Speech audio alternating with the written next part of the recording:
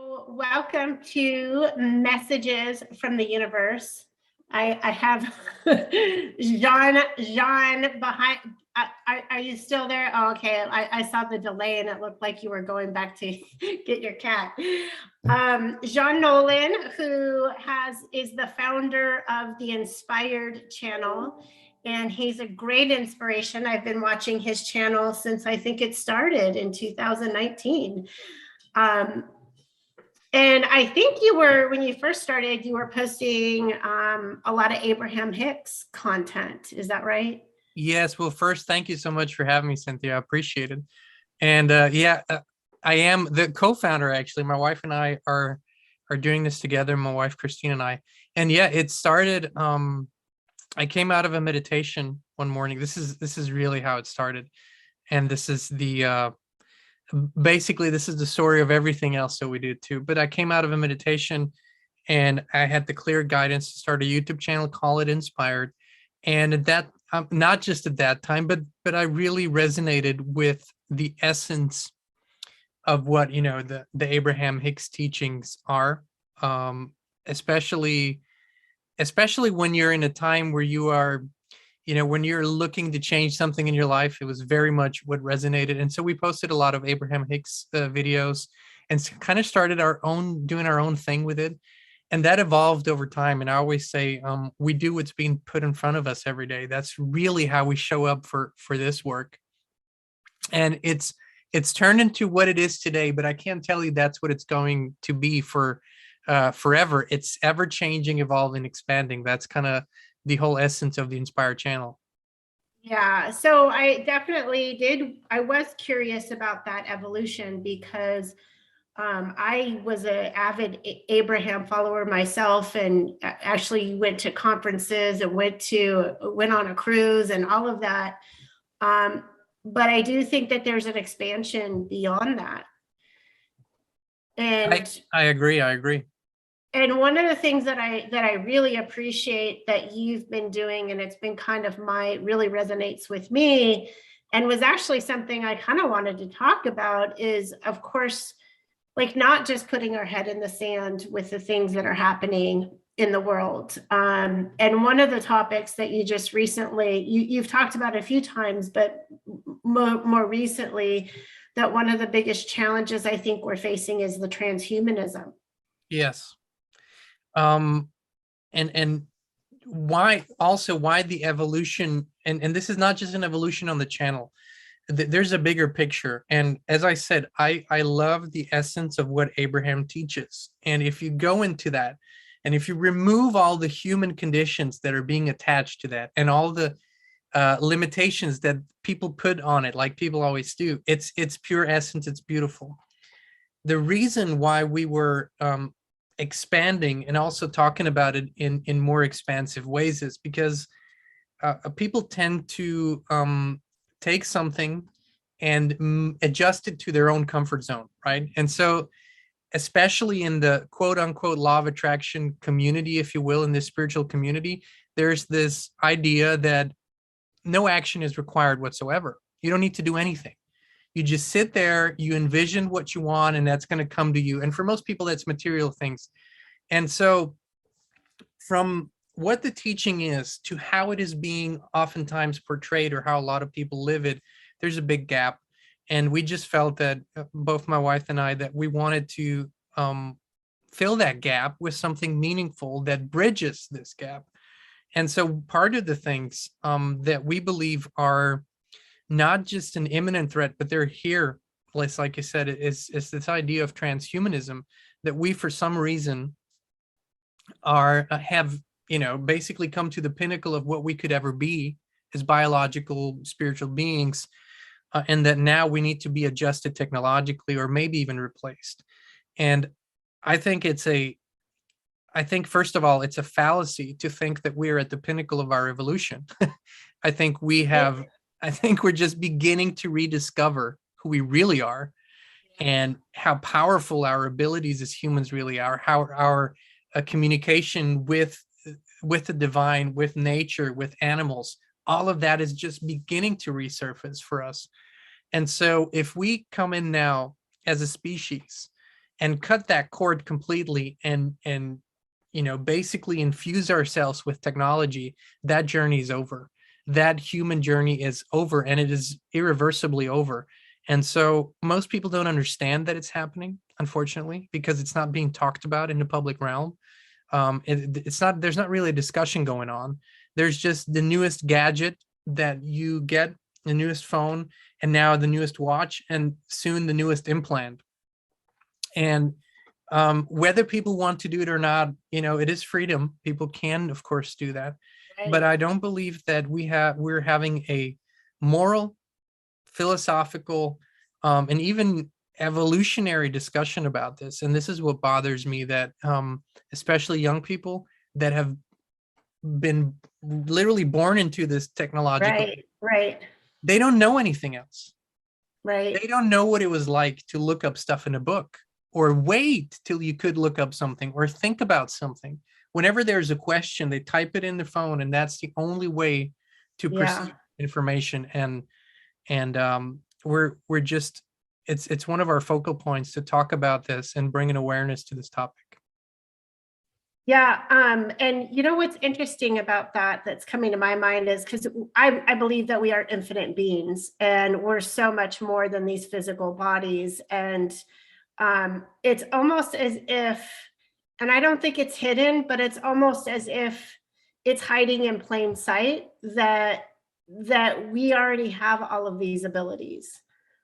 And it's kind of funny, and I don't know if you actually had David Icke talking about this, but Elon Musk is kind of out there saying, oh yeah, this is the thing that will really take us all down. But yet he's saying, oh, but if you'd like to implant one in your brain, you can have mine.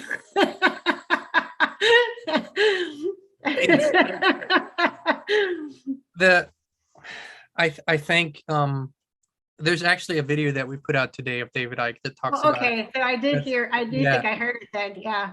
The watch out for the false prophets. But you said something. It's already here. All the things that we're looking, or people are looking to do with technology, they're already here.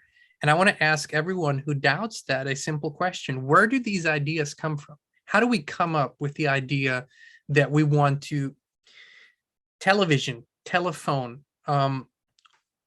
the transportation of information, instant information, internet?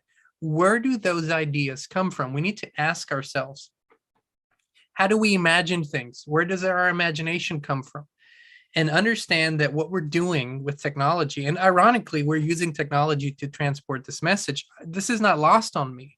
I'm not saying, I'm not saying I'm there, you're there, we're there. I'm saying we need to give ourselves the chance to discover our true potential, and that we actually have these abilities. And if I go into a deep meditation, on more than one occasion, I was able to communicate with others that were in deep meditation, that were on the other side of the earth, which means that distance means nothing when these things come into play.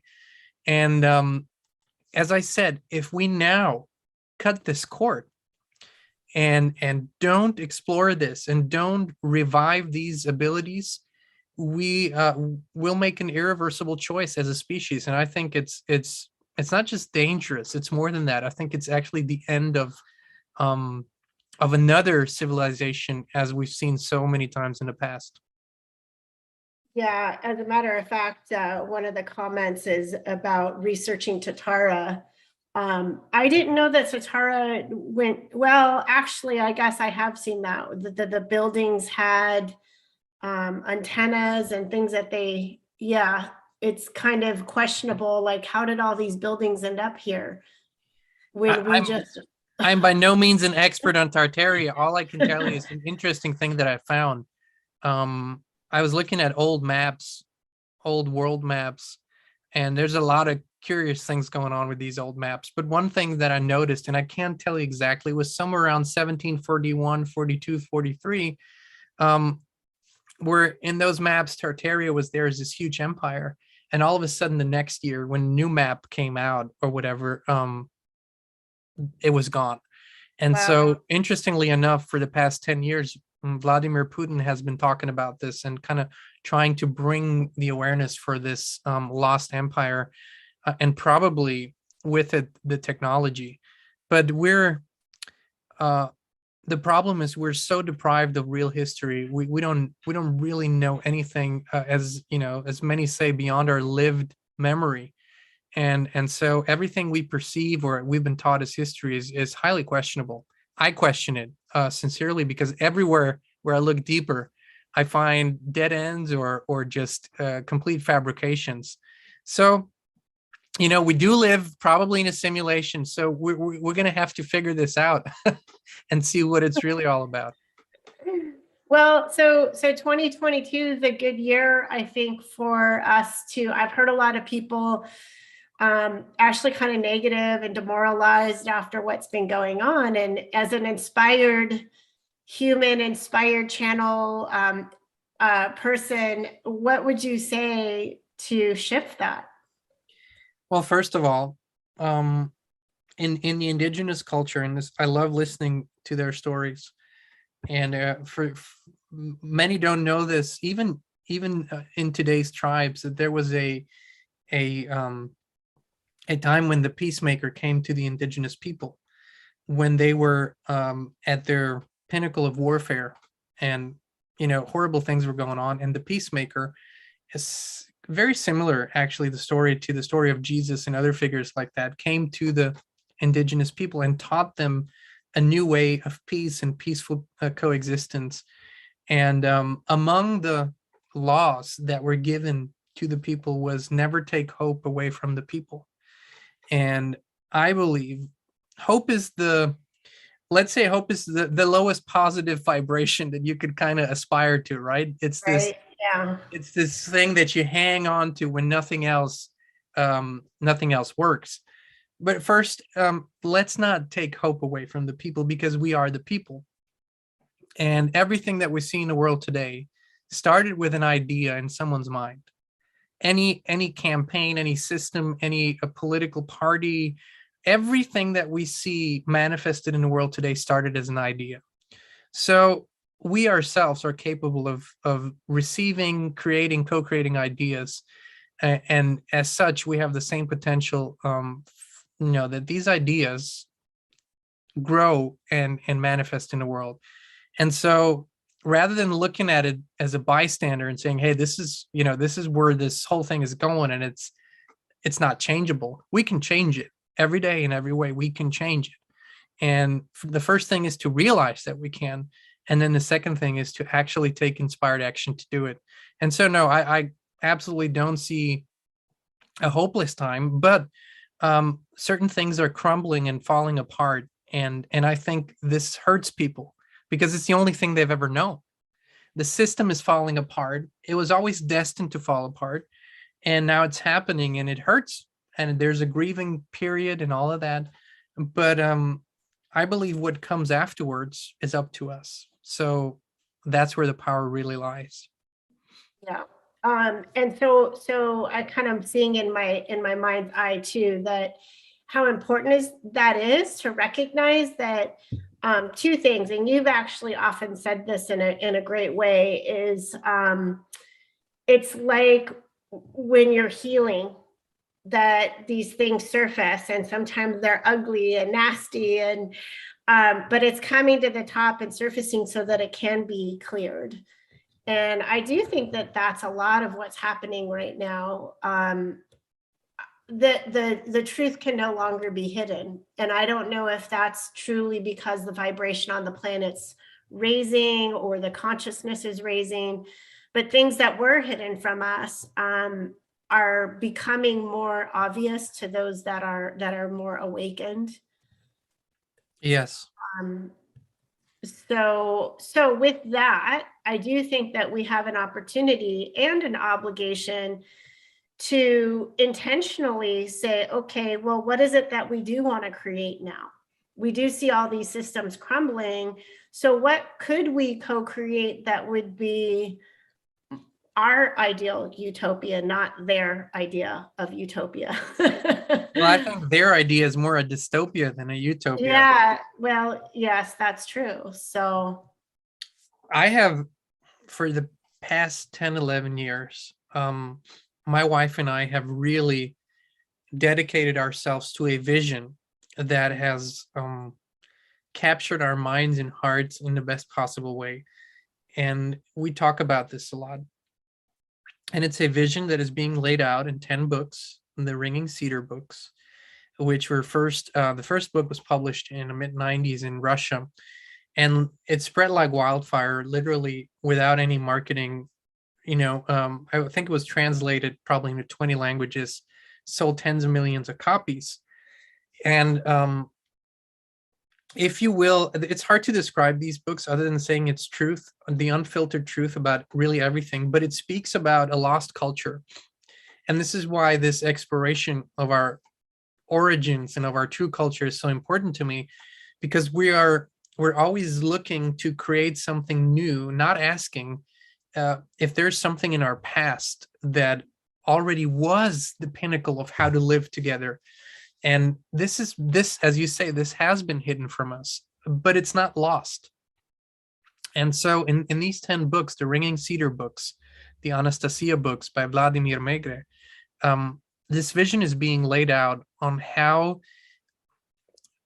families, on how communities can live together independently, every family for themselves, be independent and self-sufficient, at the same time solve all the ecological, economical, psychological problems that we have, and really create a beautiful, loving future for this whole planet.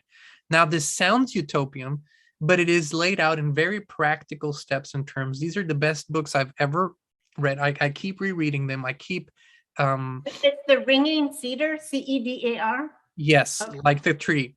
And absolutely the most powerful books. And so this is the vision that we are inspired to help show to the world and help bring to the world.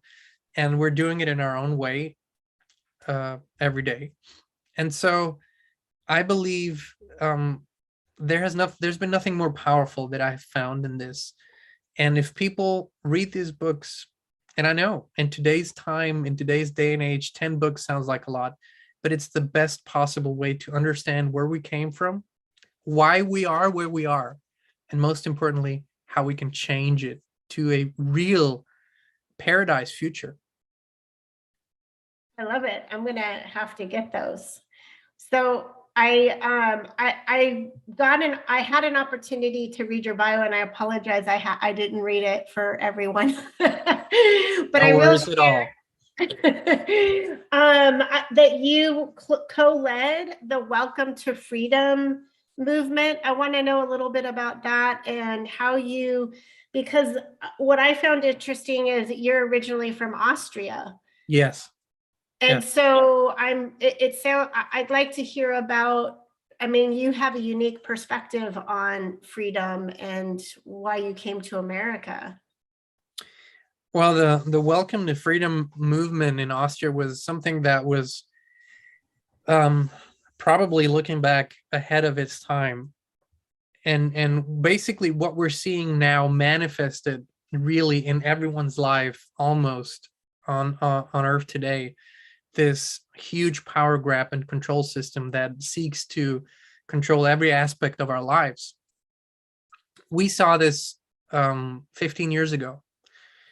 At least we saw that it was becoming bigger and bigger and bigger, and that it has, already imposed so much upon us. So we started a group, a movement that educated people on how the system works, which was basically if you will, a spiritual legal movement, because we came from a spiritual standpoint, but we also talked about the legal implications and how people are, where they enter this legal system. Because in our system, everything is forbidden unless it's allowed. That's how our legal system kind of operates. And so you can't do this and that and that and that and that unless it's allowed, or you have a license or a permit, which we perceive as normal, but it's really completely ridiculous. We're free beings on this earth. We have the same right to be here as anyone else. So we educated people on this and what it means to be a free being, and that it's also the most responsible way of living.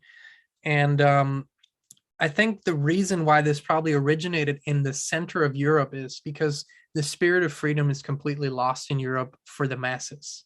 Whereas in America, freedom has at least culturally been a concept that was constantly talked about in movies, in the pop culture, in politics. It is a word that many people use and some people misuse, but still it is a principle.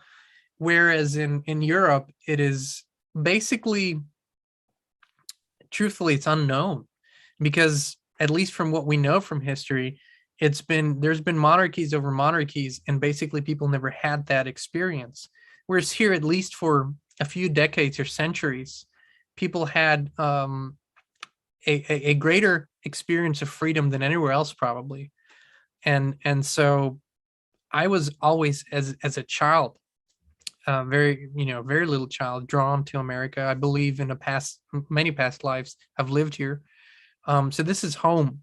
This is, for me, for us, it was like coming home.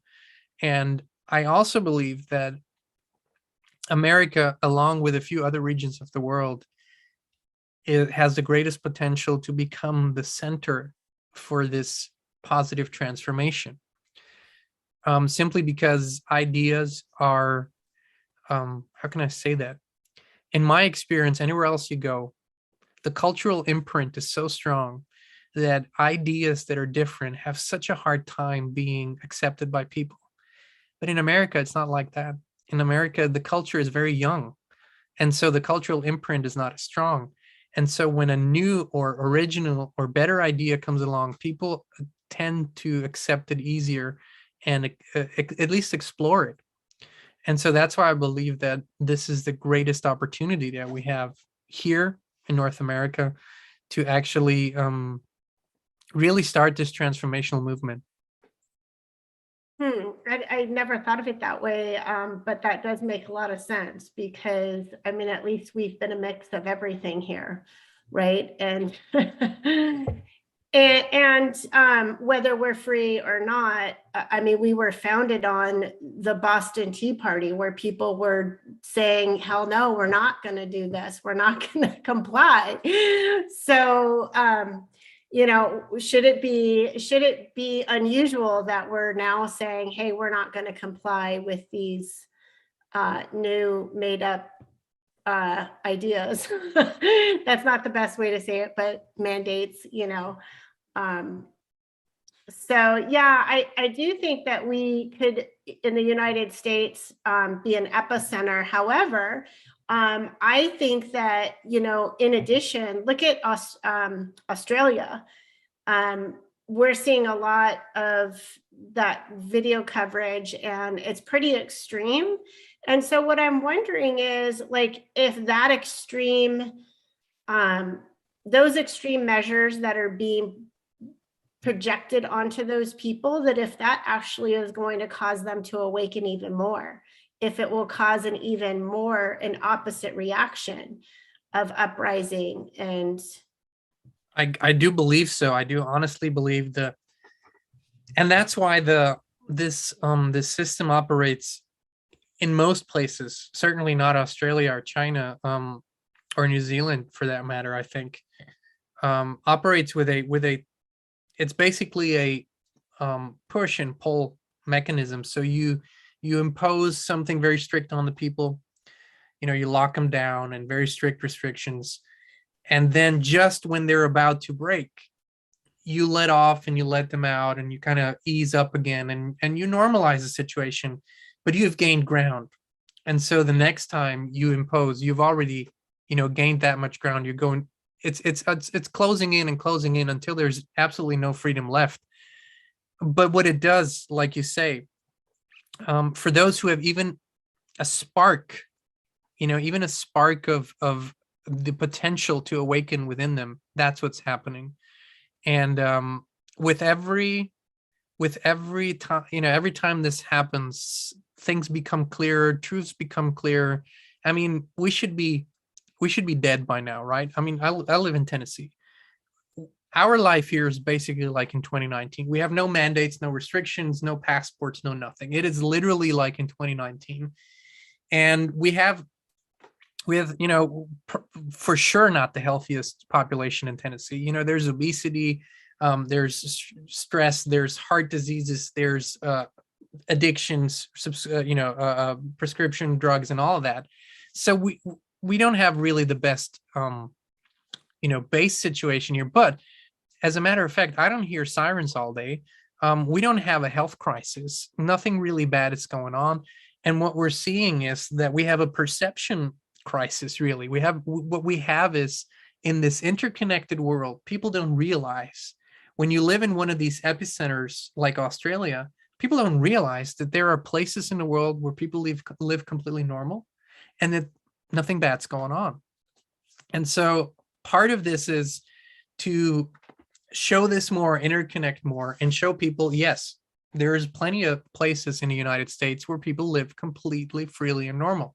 Now, if all of these health authorities were right, we should be extremely sick or dead, but we're not.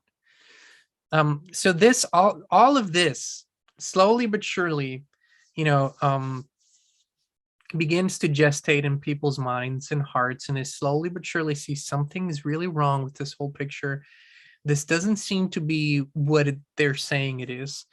And so I believe at this point, the more pressure you apply, the faster this awakening is happening. I don't see that this could ever really succeed in the long run. But I do see a fork in the road where certain people will go down this way and other people will go down this way. And then we'll have to figure out how we're going to coexist and how we're going to peacefully coexist. Because I've already made a choice. My family's already made a choice. We're staying 100% pure, biological human beings, and that's not going to change no matter what. Right. Yeah. So this is pure bloods. and it's not just us, it's millions and millions and millions of people. And, if you will, that's the hill I'm willing to die on. So that's not going to change. And because that's the way for so many people, I do believe this fork in the road is coming. And then it's going to be a matter of how to figure this coexistence out. Yeah. So one of the things that, because I have I'm of two different thoughts about this, because I do think that our consciousness and our vibration impact what we actually experience and see. And so if we collectively are all envisioning it unfolding in a utopian way, we can co-create that. And like you said, we still have to take action to create that. And as a matter of fact, are you familiar with Dolores Cannon's work? Yes. Okay. So she talked about, and actually she did these hypnosis sessions on thousands of people that talked about what I think is this time, where it was a splitting of the worlds. And I think the book of Ra also talks about it in terms of, positive polarity and negative polarity. And so, what I kind of think is possible is that our vibrations will be so extremely different that we won't even be, the awareness of one another might not even be there, that it could get bigger, the gap could get bigger and bigger and bigger. So it has already started. Yeah. It's already started. I believe I had this conversation 12, 13 years ago with someone, and we were talking about this new vibration that's coming up, and a new way of living and a new way of existing together. And the question was, what's going to happen to all the people that are not aligned with that are not going along, that are not waking up? And I had this weird download, a thought that said, well, they're just going to kind of go away, and we're not going to really know, and maybe even lose the memory of them ever being here. Yeah. And I think now, looking back, if I look at the last 10 years in my life, in our life, so many people that were in our lives are not present anymore. And I don't even have an awareness of them, where they are or what they're doing. What happened to them. Yeah. And I think that's just for those who I even still remember. And there might be many that I don't even remember anymore. And I believe that's the vibrational shift that we're seeing. So if we take into account that we're not really physical beings, not really, that there really is no physical matter. If you break it down, it's all Right. vibration. And then we take into account that with our senses, we can perceive about 1% of the light that's there, right? So we really have no freaking idea what reality is as such. So there's 99% of reality that happens outside of our perception. Right. And so what a new earth means, how this all manifests and unfolds, it's really a work in progress. I can't give you a definitive answer. All I'm thinking is that if these past years were an indicator for how this is going, then it's exactly how you just described it. It's simply going to be an experience where the people, and I think Dolores Cannon called them backdrop people in many in many instances, Yeah. are simply going to be greatly reduced and not there anymore. They probably fulfilled their purpose, or they are embarking on their own journey in another realm. Well, yeah, it's cool to think about, but I don't know when I'll be able to truly grasp it, you know? Right? It's the thing is, we're such multidimensional beings. Yeah. And I love this saying. It's before enlightenment, chop wood and carry water. After enlightenment, chop wood and carry water.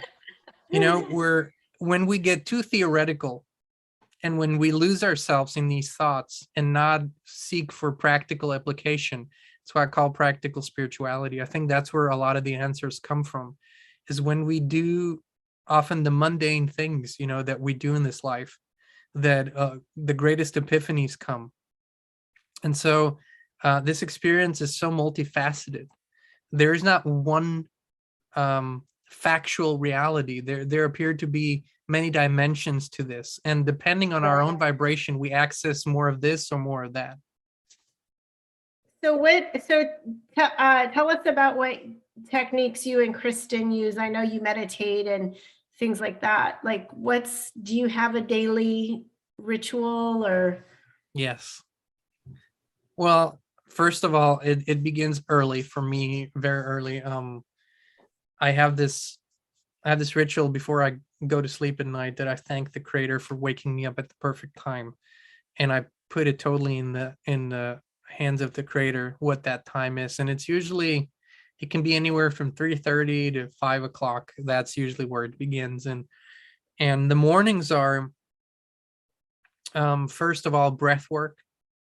Breath is really it's really where God comes to you. It's through the breath, and we have no idea how powerful this really is and what you can activate in your body, in your spine. So I encourage everyone to start with some sort of breath work. I love Wim Hof because it's so easy to do, but this is really the activation, and that's what at least allows me to go deep into meditation, is the breath work. And then it's really a connecting with the creator in the morning, thanking the creator for speaking through me, acting through me, expressing through me.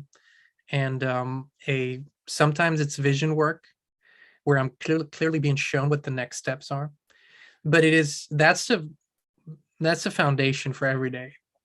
And if for some reason that foundation is being delayed, I can feel it in my spirit.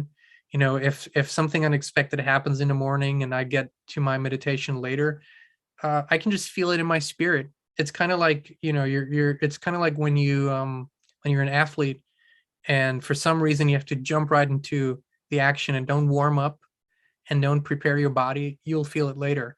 And so this is kind of how this goes. I believe these rituals weren't probably necessary in the beginning. They're necessary now because we're so detached from it in our daily lives. And so this is really what our days start with. And it didn't used to be like that. It was sometimes, you know, an occasion where we meditated, but years ago we really committed to meditating daily and seeking this connection daily. And it has completely transformed our lives completely. Like nothing is the way it was back then, and it keeps changing and it keeps getting better every day. So what kind of changes have you seen when and what caused you to intentionally say, okay, we're going to do this like in a more consistent way? Uh, Honestly, nothing else worked. I was brought up in a family. My dad's a businessman, and he's kind of a go-getter guy, and good at it too. And so I was an athlete growing up, and the mentality was really make it happen, right? So you go Yeah. and you push hard, and no matter what it takes, and you get it done, right?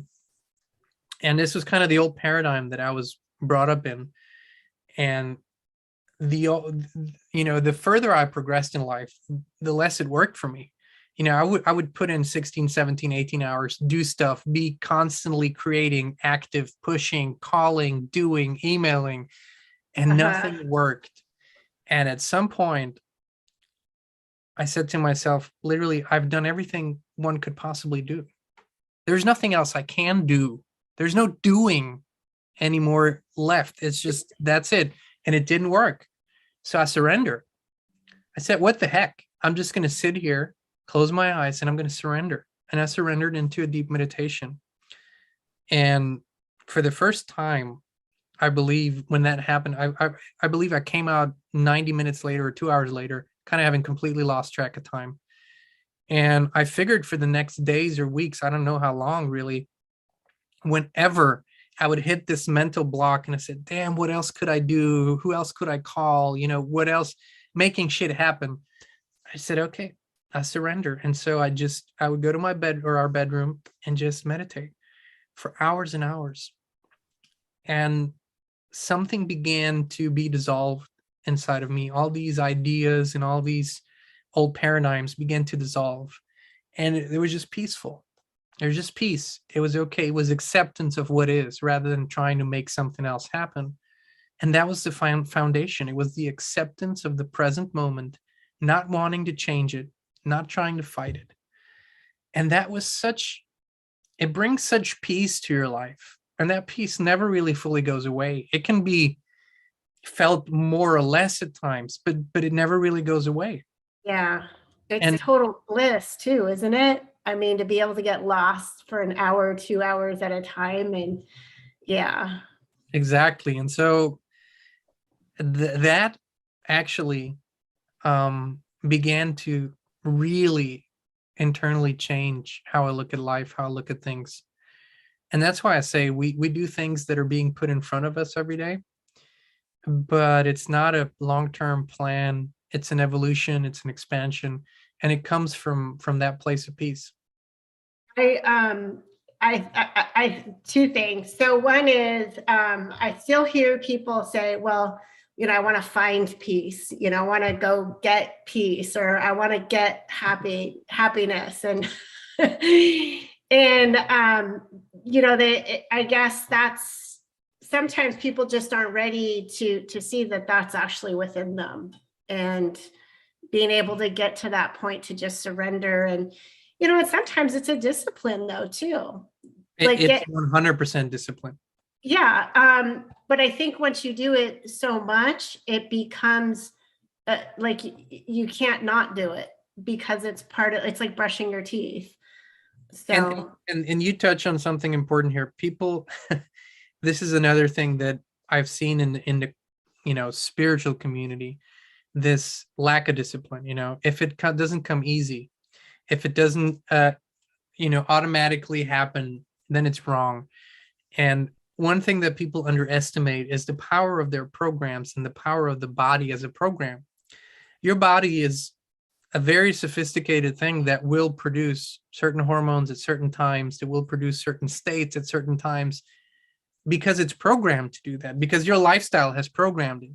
So when all of a sudden, instead of stressing out about something, instead of trying to make shit happen, you just sit and get quiet, your body can really rebel and say, hey, this is not what we usually do at this time. We should be stressed out. We should be working. We should be this. yeah. And this is the discipline that it requires to silence the body and really become the master again. Not make the body your master, but you be the master of your body. And it does require discipline. but there's a difference between effort and discipline. I always say effort is the thing that you use effort to do something that you don't want to do in the first place, and you don't really have a fulfillment that comes out of it, versus discipline, I believe, is the thing that we require to do something that we know is going to make us feel good, but it's just this initial getting off the couch and doing it. Actually, this is the discipline part, and it's so worth it, and Yeah. the greatest meditators and the greatest teachers have absolute discipline for this every day. So, one of the cool things that also comes from that, and I remember I caught this video where you had like this piece of paper and it was a straight line, like trying to make it happen. And then you had like a squiggly line. Sorry, my drawing kind of, but, and you were showing that in your life, to create the success that you've created, it's unfolded on more of that squiggly line. Well, I'm rephrasing what you said, but do you know what I'm talking about? I know exactly what you're talking about. And this is all the beauty. See, people start here and they want to get here. And everyone wants to get here right away because they think this is where all the beauty, all the Good happiness, stuff all the is. joy Yeah. is. Truth is, all the happiness, all the joy is here. It's in the journey. But nobody wants to hear that, especially when your bank account's empty, your rent's overdue, or you're in bad health, or your relationships are not working out, whatever it is. Nobody wants to hear that. But the truth is that everything that you're seeking is in the journey. And what this little diagram was really meant to show is that when you put yourself in the state of what this perceived destination feels like, that will create the path, but the path won't be a straight line. The path will be a lot of different variations that will teach you and move you and elevate you and propel you. And it's so different. It's so different from what we've been taught. That's why so many people struggle with it. Yeah, but it's so much more fun too. I agree. Because then, I think the reason why there's the misconception that you don't have to take any action is because because it is easy when you come from that place of the inspiration within you, and you're in that feeling of already having it, then the things start to just show up. But the thing is, those things show up because you have to show up too. 100%. And so, yeah. And there's another aspect of this. Sorry to interrupt, but there's another aspect of this. The way we outpicture what is, what was supposed to happen and what happens are often two different things. And just because something seems like a roadblock or an obstacle, oftentimes it's the greatest opportunity. I mean, you might get this amazing meeting that you've been wishing for, waiting for with someone, and you're ready to go. You're dressed to the nines. You're everything's working out. You jump in your car, and it breaks down. And so I'm going to be late. This is it. This is my one chance. But in the breaking down of the car, someone pulls up, and it might be the love of your life, or it might be an even better opportunity. So often, these things don't come the way we expect them to come. And nothing of the things that I ever desired in my life came the way I expected it to come. Ever. Never did it show up in the way I would have imagined. And so, this is where the meditation, this is where the inner peace comes in, where you go, hey, I'm exactly where I'm meant to be. This is exactly what was supposed to happen. I accept this moment. And that's magic that can happen once you do that. Yeah. Hey, can I share I see it in my background. I want to share some of your store. Oh, sure. Please go ahead. Because I hope I can get the right. Yeah. Okay. That's it, right? Yes, that's it. I love this. Lion, not sheep. Yeah, that's the newest one. So I want to know about the story, the inspiration behind that. I mean, it's pretty obvious that I guess that's sadly the running joke that there's a lot of sheep right now. So I have nothing to do with the creation of that's all Christine. We do Oh, talk she's about, awesome. Go, we, Christine. we talk about ideas and on our walks, and then things come up and she'll sit down and create something. Is very it's a very inspired thing. But this particular thing was born out of, it's interesting that you ask. I posted I reposted a statement by, and I don't know if you've been following this whole Novak Djokovic story in Australia. Djokovic is the #1 tennis player, and he was supposed to fly into Australia for the Australian Open, and he's not vaccinated, and he had a exemption, Right. and it all fell apart, and he was kind of basically, in detention there until this was all figured out. And his dad put out a very passionate statement, but so many beautiful things that he touched on, because it was born out of this bigger idea that we're in a space right now as humanity where we need to really focus on freedom, and that this is being taken away. At any rate, I reposted that statement with a picture of Djokovic and on my music page on Facebook, and this thing blew up. It blew up completely. Like it got 110,000 comments and Wow. went around the world. But it was also, I mean, I honestly believe that the Facebook algorithm works in very one-sided ways. So the comment section is so filled with, sheeple comments. It's absolutely unbelievable. Oh, How many? wow.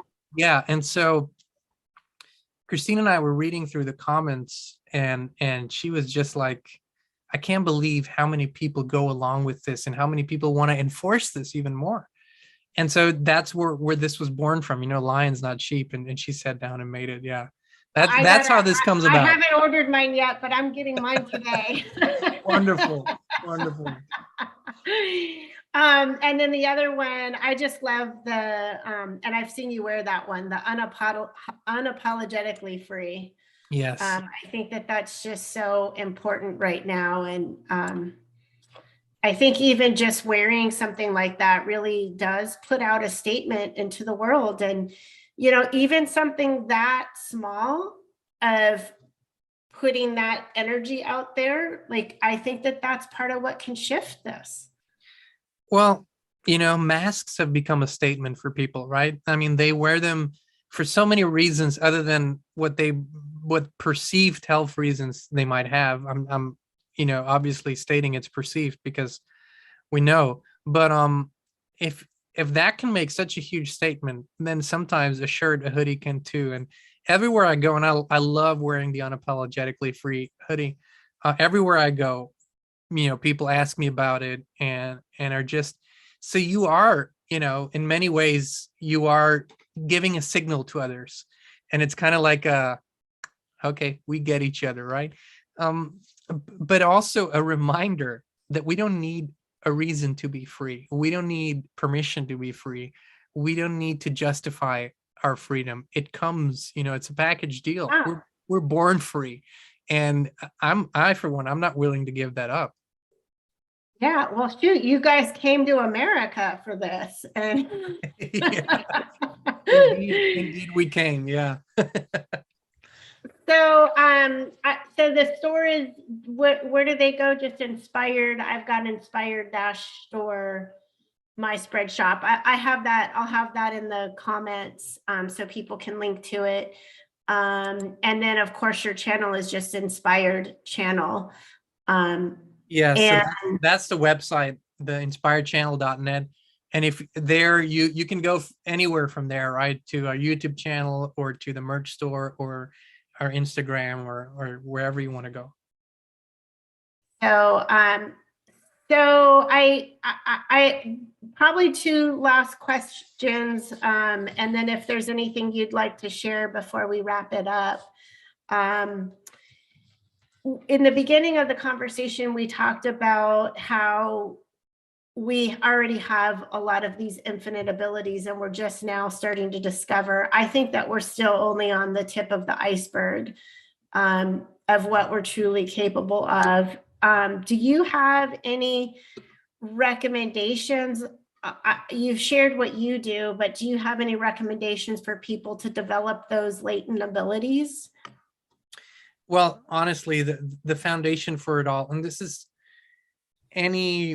so far, anything I've ever learned, whether that was a physical ability or whether that was an internal ability, it started with a different state of perception and awareness. So basically a meditative state. You go into, so that's kind of the foundation for this. But it really depends on what it is that you desire to do. I would say that the first thing is to examine your belief system. That's really the first thing, because you cannot do something that you're programmed to not believe in. If you're programmed to believe in a certain limitation, you cannot explore that ability within you. That's the first thing. But it all really begins in meditation. And I believe that which is important to you, for some people, it's telepathic communication, right? And this is something that you can easily train. Once you're a little bit more of an advanced meditator, where it's not challenging for you to go in that state anymore. And if you by any chance know someone else who meditates, set a certain date and time. So you will go into meditation at the same time. And then what I would suggest is that one is you agree, one is the receiver and one is the sender. And what you do is you focus on a color, or you focus on a word, or you focus on an image, and you hold that image in that meditative state. And later on, you call each other, you meet up and see what happened. Did the receiver receive the image, the color, the word? And practice this. Christine and I are at the point now where we could be in completely different situations apart from each other. And we will receive this, we will simultaneously have the same thought, call each other. It's like a normal thing now. We don't even point it out anymore. But we have literally trained this. It is something that, like anything else, had you been brought up with this as a child, this would be as normal. It is normal with relatives, more normal. It is pretty standard with children and their mothers. But in an adult situation, it's just something that needs to be learned again and trained again. But that's an easy way to do it. Yeah, it's funny because, I mean, look, we have these with us 24/7 these days, and it's there for that communication, which is great. I mean, this is what we're using right now, right? We have Zoom to be able to have this opportunity. But I think that that's part of the reason why we haven't trained those skills, because telepathy, I actually think is much easier than the general population believes it to be, right? Just like you said, I mean, it's gotten to the point where you and your wife are just like, don't even need to say it because you already know it. Yes. And also, the more you do it, the more it begins. Language is very limited. It not very expressive compared to our other capabilities. So in this realm, you begin to send out images and feelings, and that's where the real beauty begins. That's where really beautiful things begin to happen. It's also how co-creation works. So really just begin with a simple thing like that and practice it until it works. Don't give up on that, because when it begins to work, a whole new world opens up for you. Yeah, awesome. If you have time, I actually do have one more question that I think you're pretty skilled at. So I always believe that we should ask better questions. And what I mean by that is, like, if somebody's like, oh, why me? Or, oh, why this always happens? And those are downward directing questions. And I think I've seen you do some pretty cool questions. So I was wondering if you had any special advice on how to ask ourselves better questions. There's this thing, there's closed questions and there's open questions. And the closed questions are the ones you just mentioned. They already feel closed. They already lead to a dead end. Whereas an open question is, what is there for me to see here? What is there for me to explore here? What is the message I'm receiving here? Or what is underneath this feeling? This is also an important question. When we hit a certain dead end over and over in life, right? Because those patterns happen, then the question would be, if I'm frustrated, what's underneath the frustration? Really discover where this is coming from. Because once you do that, once you really go through the layers, because there's a reason why you hit the same dead end. I mean, that's something that's in your past that wants to be seen and heard and healed. So this is really the foundation. So you ask, and you have to be honest with yourself. What's underneath the feeling of frustration? Maybe it's sadness. What's underneath the sadness? Maybe it's hurt. And you'll begin to get images, a situation, a memory will pop up. And then there's a point where you go, okay, this happened in my life. This hurt me, or this person did me wrong, or something bad happened. Am I willing to forgive now unconditionally? Because when this forgiveness comes, that pattern is broken. It's over with. You're done. You have healed that situation, and you can actually move on in life. And these questions are very, very important. So and that's just one avenue where questions matter. Questions matter everywhere. And I would actually encourage everyone to explore what they're asking. Like you said, why always me? Why does this happen to me? And realize it doesn't happen to you, it happens for you, so you can see something bigger there, so you can get the bigger picture. Right. So even just changing that into why is this happening for me? Yeah. Right? Bingo. That opens up a whole new world of possibilities. Yeah. Yeah. Well, that's definitely a good lead into being able to do some good inner work by going through the questions of the emotions, because that definitely will lead you to what that old belief was, or what the trauma was that would cause the belief, right? To be honest, this is, and I hate to sound like an infomercial, but it's a 3-step process. It's always a 3-step process. With the clients that we work with, it's always that. Number one is, when people really want to change something, it's because they're not happy or satisfied with what they have in life, or what their life is. So the first step is, why?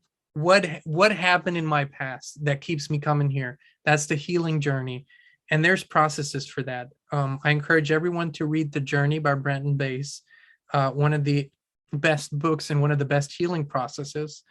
And do a journey with a practitioner. It's a fairly short process, a couple hours, but you can really facilitate some deep healing. When that healing has happened, you have literally opened up a whole new world for yourself. That's where step 2 comes in.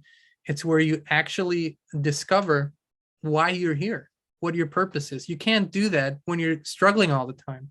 You don't get there.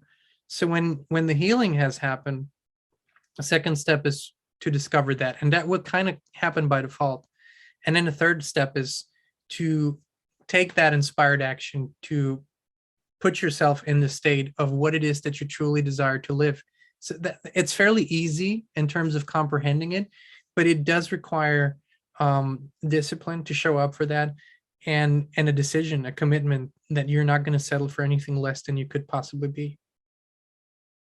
I love it. So if somebody wanted to go to get coaching with you, do they go to the inspiredchannel.net, or Yes, please go. You can send us an email. We are very limited right now on new clients with capacity, but please do reach out, because when something opens up, or when there's a new opening, then absolutely. And it's our greatest intention to, through the channel, through seminars, through the live streams, to really inspire people to get on that journey.